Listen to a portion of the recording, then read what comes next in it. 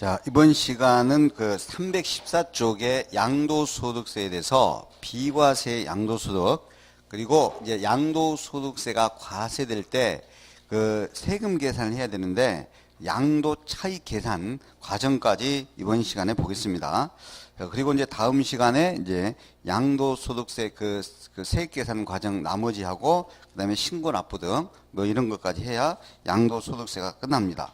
자, 314쪽에 5절에 비과세 양도소득 한 문제가 출제됩니다. 거의 대부분은 95%는 1세대 1주택 비과세로 나와요. 이제 비과세란 말은 과세권이 없는 거죠. 이런 것은 양도소득세 과세되지 않는다 이거죠. 과세권이 없다. 과세권 포기라고 해도 되죠. 그럼 이 비과세는 신고할 필요도 없습니다. 비과세 신고할 필요도 없어요. 자, 어떤 것이 비과세 되느냐? 세 가지 형태가 있습니다. 첫째는 법원으로부터 파산 선고를 받아요. 파산 선고. 그러면 파산 선고에 의한 처분이 됩니다. 처분은 비과세 됩니다. 법원으로부터 갑이라는 사람이 파산 선고를 받았다면 그 갑의 재산이 처분되면 비과세 됩니다. 왜냐하면 이제 파산 선고를 받을 정도면 빚을 많이 진 거지. 그래서 채권자를 보호하려고 파산 선고 받은 사람의 재산이 처분되면 양도소득세 비과세 됩니다. 그 다음에 두 번째, 농지라는 것의 교환 분합입니다. 농지를 바꾸거나 또는 분합이라고 그러죠. 그런 경우 많아요. 시골에 보면은 내 농지는 저 밑에 동네에 있고 저 밑에 동네 사람은 우리 동네지 농지를 이렇게 짓고 있어. 그러면 서로 바꿀 수도 있단 말이야. 농지를 바꿀 수도 있어요. 그럼 이렇게 이제 농지를 바꾸거나 일부 분할합병 등을 하는데 비과세 받으려면 요건이 필요하게 됩니다. 자, 그러면 갑이라는 사람이고 을이라는 사람이 있는데 갑도 농지를 가지고 있는데 그 농지를 A 농지라고 하겠습니다. 을이라는 사람도 농지를 가지고 있는데 B 농지라고 하겠습니다. 그래서 서로 간에 농지를 이렇게 교환하게 됐다 이거요. 농지 교환이 됩니다. 서로 농지 교환이 되었다. 근데 A 농지는 금액가액이 10억짜리 농지가 되고 B 농지는 8억짜리 농지가 됩니다. 제가 실제로 그 강의할 때 과거에 1억으로 그리고 8천만 원으로 이렇게 예를 들었더니 다음에 시험에 나왔는데 1억 대신 10억으로 나오고 8천만 원 대신 8억으로 나왔더라고요. 그래서 저는 그 후로부터 10억, 8억 이렇게 예를 들고 있습니다. 그로부터. 자, 그러면 하여튼 이제 10억짜리하고 8억짜리 농지를 서로 갑과 을이 교환하게 됐어요. 그럼 농지 교환을 했으니까 비과세 받으려면 이런 요건만 모두 충족하면 비과세를 받을 수 있습니다. 세금 안 나와요. 이런 경우. 자, 첫째는 교환하다 보면 차액이 생기죠. 자, 큰 농지는 10억짜리고요. 적은 농지는 8억짜리다 보니까 차액이 2억이나 차이가 났어요. 차이가 나기는 합니다. 근데 그 차이가 큰 농지라고 해야 돼요. 적은 쪽으로 하면 안 돼요. 큰 농지 10억에 대해서 4분의 1에 해당하는 금액. 자, 큰 농지 10억에 4분의 1이면 얼마 될까? 2억 5천만 원 됩니까? 그러면 2억 5천만 원 그 이하라고 해야 돼. 이하로 작거나 같거나 그 이하로만 차이가 나야 돼. 그러니까 좀 비슷한 상태에서 교환을 해야 된다 이거예요. 차이가 날 수는 있는데 큰 차이가 나지 말고 큰 쪽에 4분의 1 이하로만 차이가 나야 돼. 4분의 1을 꼭 주의해야 돼. 숫자. 여기를 3분의 1 이하로 이렇게 틀리게 나옵니다. 그러면 틀리기 쉬워요. 자, 그러면 이거는 일단 비과세 받을 수가 있는 상황이 됐죠. 일단은 왜 10억짜리하고 8억짜리하고 교환하니까 차액이 2억인데 2억 차이가 났는데 다행히 큰 농지 10억인 4분의 1에 2억 5천만 원 이하로 적거나 같거나 이하로만 차이가 났으니까 비과세 받을 수 있어요. 그러나 만약에 A 농지는 10억짜리고 B 농지는 7억이라고 봐요. 7억이라고 하면 차액이 3억이나 차이가 났지. 3억은 2억 5천만 원보다 초과해서 차이가 나잖아. 이런 경우는 무조건 쌍방간에 다 과세를 해버려. 쌍방간에 반드시 비과세 받으려면 차이가 큰 쪽에 얼마 이하로만 돼야 된다? 4분의 1 이하로만 돼야 된다. 그리고 갑이나 을이나 이 사람들이 갑은 저 밑에 동네에 농지가 있고 을은 이쪽 동네에 농지가 있으니까 서로 농사 짓는데 불편했잖아. 그렇기 때문에 이제 교환한 거예요. 그래서 대부분 교환이 이런 형태로 교환하는 경우가 많아. 경작상 농사 짓는데 필요시. 그럼 경작상 필요해서 교환했으면은 그러면 농사 짓는데 필요하니까 교환했으면 적어도 취득 농지라고 그래. 취득 농지에서 교환해서 취득을 했잖아. 교환해서 바꿔서 취득했지. 그러면 적어도 3년 이상은 농지 소재지에서 거주. 농지 소재지에서 거주하면서 경작을 해야 됩니다. 3년 이상을 잘 아셔야 돼요. 교환했으면 바로 팔아먹어버리면 안 돼. 적어도 3년 이상 그 농지 소재지에서 거주하면서 경작을 해야만 비과세를 받을 수 있어요. 꼭 이 두 가지 요건을 하셔야 돼요. 차이가 큰 농지에서 적은 농지 가액을 뺀 차익이 큰 농지가액의 4분의 1 이하여야 한다. 그리고 경작상 필요 시에는 새로 취득된 농지, 교환으로 취득된 농지에서 앞으로 3년 이상 거주 경작을 해야 된다. 그리고 여기서 농지라는 것은 지적 공부상, 등기부상과 관계없이 지적 공부상 등 그런 거 지목에 관계없이 실제로 경작되는 논이나 밭이나 과수원 등을 말하며 농사 짓는 데 필요한 농막이 있어. 농막.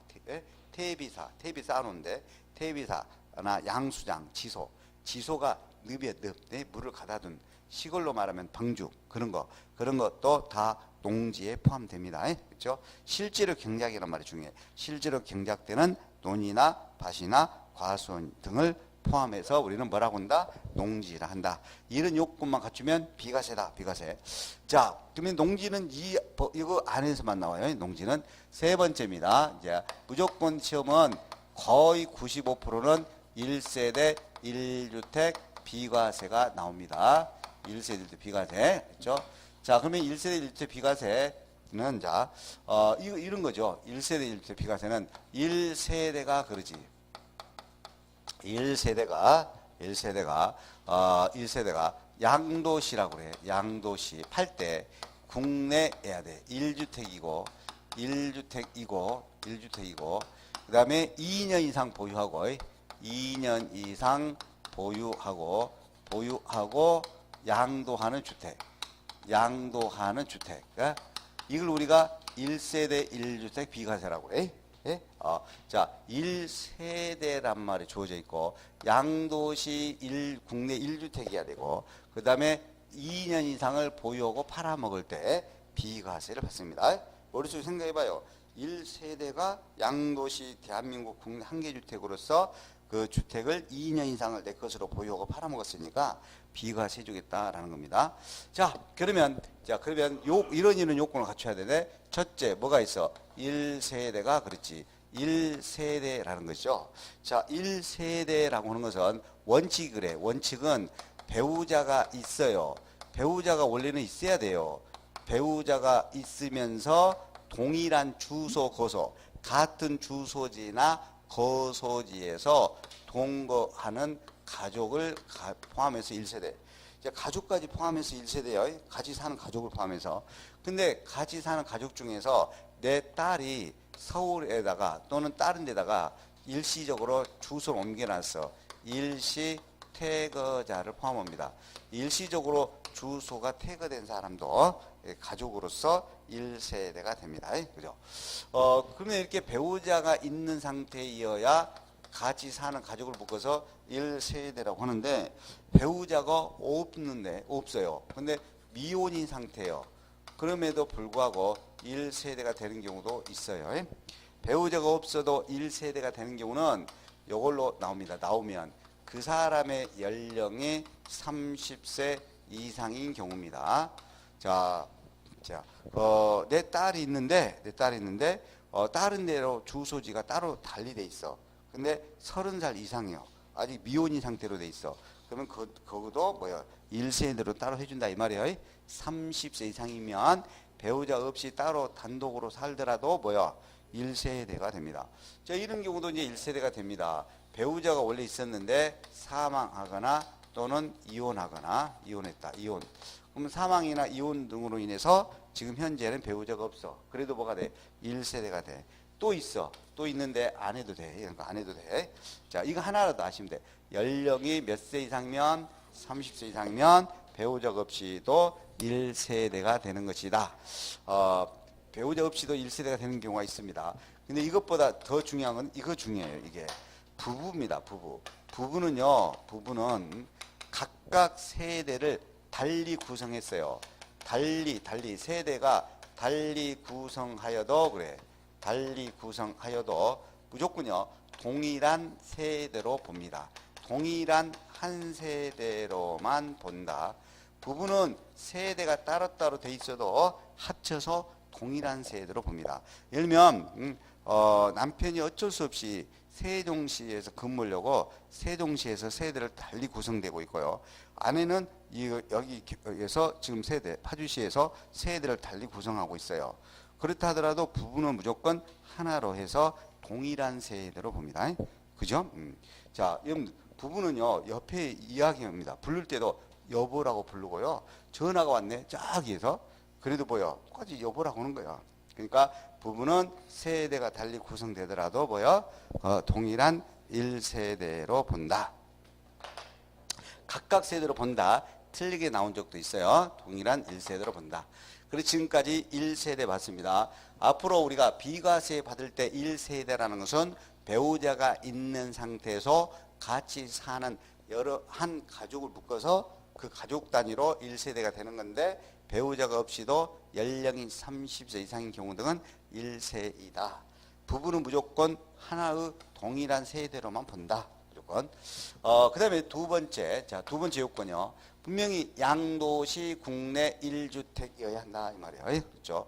그래서 1주택이어야 됩니다. 1주택. 자, 그래서 원칙은 꼭 양도시의 판단에 양도시 국내 1주택이어야만 비과세 받습니다. 네? 1주택이어야만. 그렇죠? 양도시지. 그러면 양도되기 전에 제가 시골에 주택이 하나가 있어요. 좀 오래된 주택이.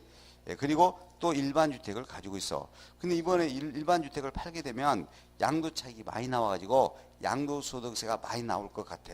그런 방법이 있어. 시골에 있는 주택을 부숴버려. 시골에 있는 주택을 부숴버립니다. 그러면 이걸 보면 좋은 말로 철거를 했다 이거야. 철거해버려. 그러면 시골의 주택이 이제 철거돼 버렸으니까 주택이 없는 상태죠? 그럼 이건 이제 주택 하나밖에 없잖아. 이 주택을 팔게 되면 비과세 받습니다. 그렇죠? 어제 주택을 철거하고 오늘 팔아도 돼요. 그렇죠? 근데 어제 부숴버렸다, 철거됐다는 것을 입증을 해줘야 돼요. 그렇죠? 자, 그래서 꼭 양도 시점에, 그 다음에 국내 꼭 한 개 주택이어야 돼. 그러니까 이런 경우도 1세대 1주택으로 봐. 국내 한 개 주택을 있고 외국에 2개 주택을 있네. 그래가지고 3개를 가지고 있어. 그래도 이 사람이 국내 주택을 팔게 되면 1세대 1주택으로 보고 비과세 줍니다. 왜? 외국의 주택 수는 계산 안 해. 국내에만 한 개 주택이면 되는 거예요. 팔 때 당시 해야 되고 국내 한 개 주택이어야만 합니다. 그렇죠? 외국 주택은 몇 개 가지고 있든 상관 안 해요. 양도시 국내 1주택이어야 된다. 그러면 이런 경우도 우리가 비과세 받을 수 있어요. 자, 하나는 2개, 자, 내가 2개를 가지고 있고 다 1세대, 우리 2개 주택인데, 근데, 둘 다 2년 이상을 보유가 된 상태예요. 보유가 된 상태예요. 그러면 2개를 오늘 같이 팔아버렸어요. 그냥. 그러면 먼저 파는 것은 과세가 되겠지. 왜? 먼저 팔면 2개 상태에서 하나 파는 거니까 과세돼. 그럼 먼저 판 걸 용은 과세했으면 그 다음에 판 것은 1세대 1주택이잖아. 2년 이상 보유했지. 비과세 받아.